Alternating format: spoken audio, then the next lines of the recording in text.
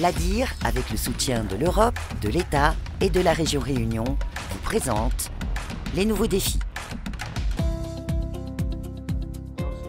Renouvelée pour 4 ans, cette convention consiste à sensibiliser le maximum d'entreprises aux économies d'énergie, à commencer par la consommation en électricité. L'enjeu pour EDF, c'est de répondre aux objectifs de transition énergétique du territoire. L'ambition de la région, de l'État, c'est de faire chaque année l'équivalent de la consommation de 20 000 foyers d'économie d'énergie à La Réunion. Et donc il était vraiment très important que les industriels apportent leur contribution. Nous mettons en œuvre des actions qui sont définies dans le cadre territorial de compensation, c'est-à-dire que nous finançons des actions d'économie d'énergie.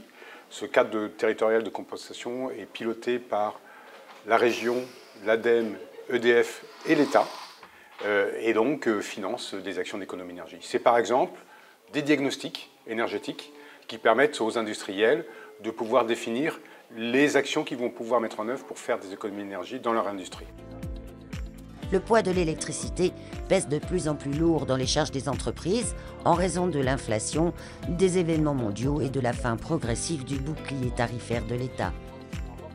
L'ADIR souhaite donc encourager d'autres entreprises, petites ou grandes, à s'inscrire dans le programme Assure lancé par l'Association des industriels en 2016.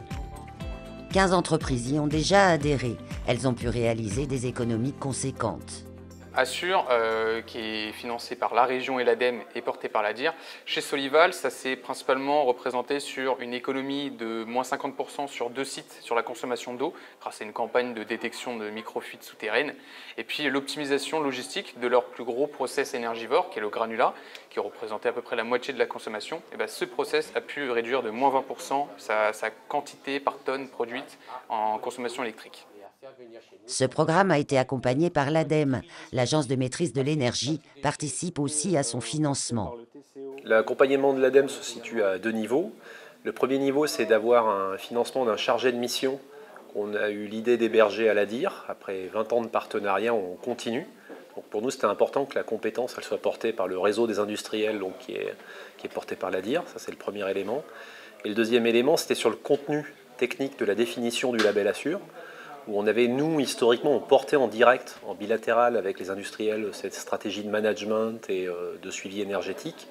Et là, l'idée, c'était de transférer les outils qu'on avait portés à l'ADIR pour que l'ADIR puisse les porter.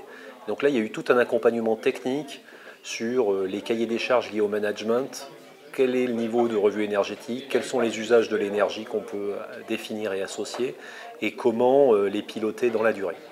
Il y a un enjeu de créer un environnement favorable pour les industriels réunionnais, notamment réduire les coûts, mais c'est surtout un enjeu territorial.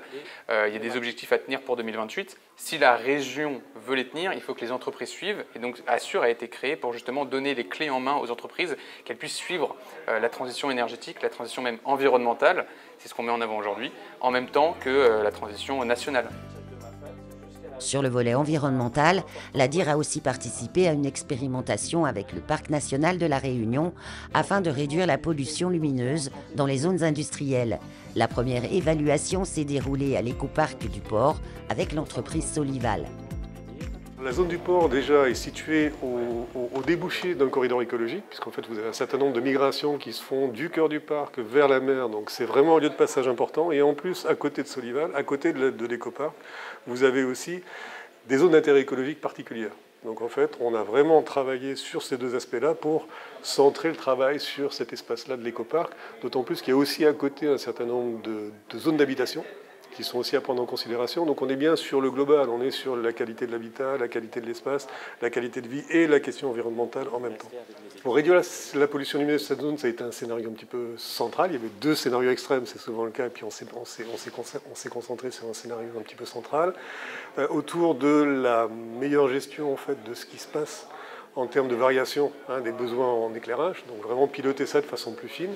Et puis arriver aussi à améliorer l'implantation de ces éclairages de telle sorte qu'on puisse avoir vraiment une orientation des faisceaux lumineux vers le sol plutôt que de partir un petit peu dans la nature et vers le ciel. Donc c'est vraiment sur ces 2 aspects-là qu'on a travaillé plus spécifiquement, avec des diagnostics qui ont été faits, avec des questionnaires qui ont été posés aussi, et puis un vrai travail de discussion avec l'industriel pour voir besoin, impact et comment on arrive à avoir une bonne harmonisation des deux. L'expérimentation devrait être élargie à d'autres zones industrielles sur notre île. L'ADIR, avec le soutien de l'Europe, de l'État et de la région Réunion, vous a présenté les nouveaux défis.